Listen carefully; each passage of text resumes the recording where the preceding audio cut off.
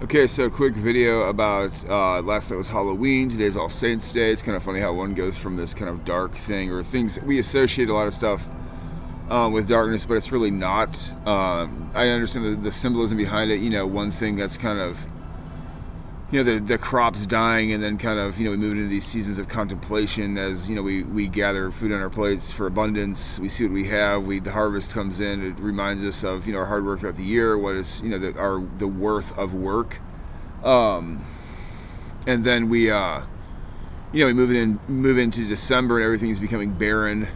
And then we have times of Thanksgiving, of plenty, of being together, and then the sun returns on the 21st or whenever the solstice is. The light comes back into our lives and slowly things warm again. Anyway, the point is that I got to think about simple. I found a pack of matches. I got to think about a simple type of magic. I've never done any baneful magic, never done any curses, never done any hexes. It's always been purely white magic. Things with upper-facing pentagrams, upper-facing crucifixes, upper-facing ankhs. Purely psychological. I'm not an atheist or a theist, but you can sit there and say in a very non-theistic viewpoint. You might sit there and see something within your mind's eye when you're doing a working, but that could just be archetypal, Jungian. Let's say I love Jungian stuff. The point is that you can sit there and take a pack of matches and let's say light a match, and then as the flame lights up, you have something to kind of prime your mind to think of a thought. Let's say you want to do it from the top of your head. So right when you light the match, the flame, you try to think of a thought and focus that thought into the flame. As it slowly burns, you try to have an intention be set so that by the time, or set an intention by the time that the flame goes out, you've already kind of made a very quick little thing, a little spell, if you want to call that personal spell. Now, we've all seen magic. Somebody might sit there and say, well, that's stupid. I'm not talking about changing people's body parts. You can't make someone's nose explode in their face or do some Hollywood type magic. That's not what I'm talking about.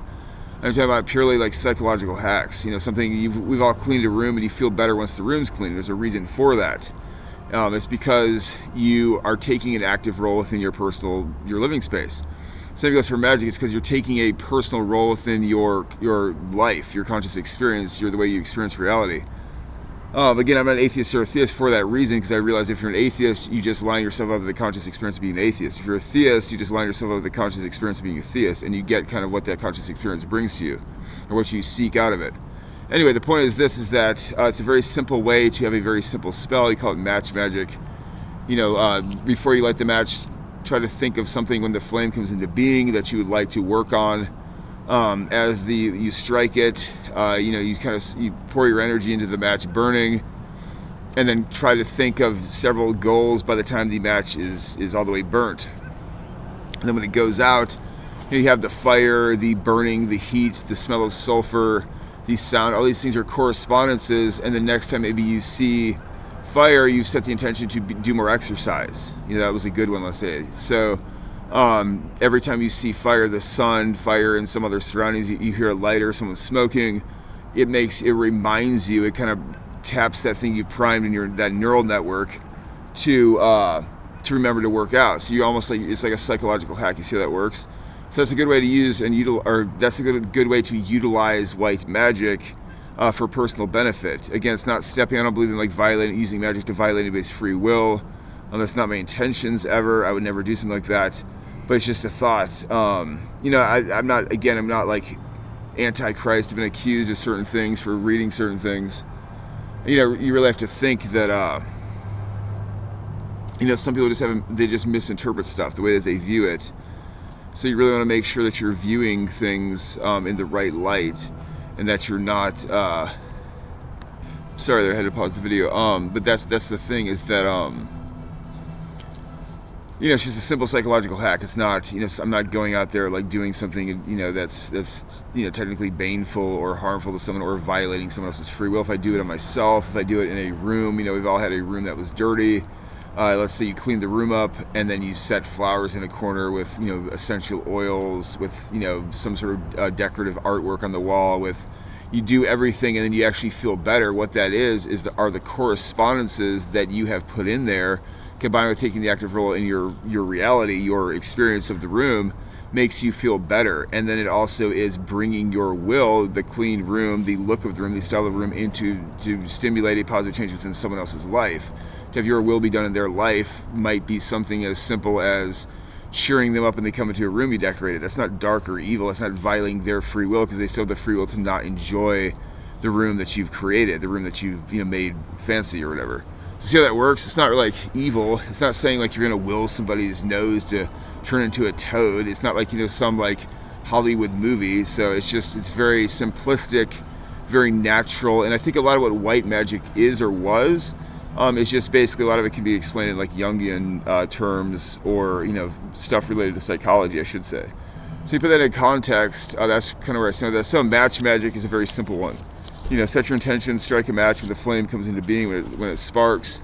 Try to think of 3 things or 4 or 5 things to kind of accomplish that you'd like to accomplish with the goal it's set. And then as the match goes out, just have that, remember that. And then every time you see or smell or experience any of the correspondences with that thing, it'll tap that neural network. It's like a search engine on a computer.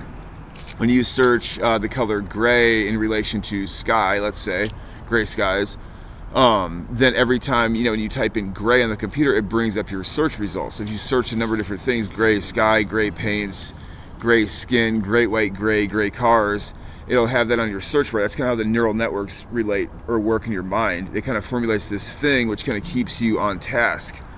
So it's just an idea, it's just a thought. I don't think that's I think that's incredibly logical and rational. And I read once that you have to be logical and rational to actually do true magic, because you're not going to be sitting there thinking you're going to change someone's lips shape, or change the way someone's face looks, or how their butt feels, or just all the things these crazy things that I've read before. That's not how it works. You have to have some logic and rational in there, because you still have to think there are still laws of physics. There's still natural scientific laws.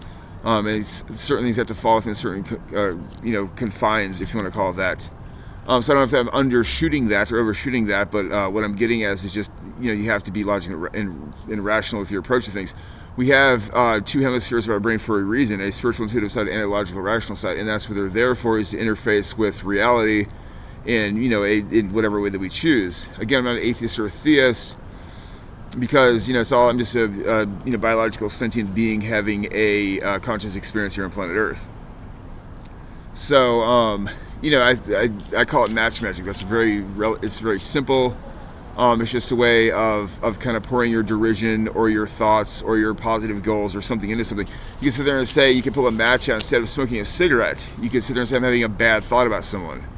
And you can light the match and you sit there and say, when the match is done burning, all my bad thoughts of the person are going to be burned away.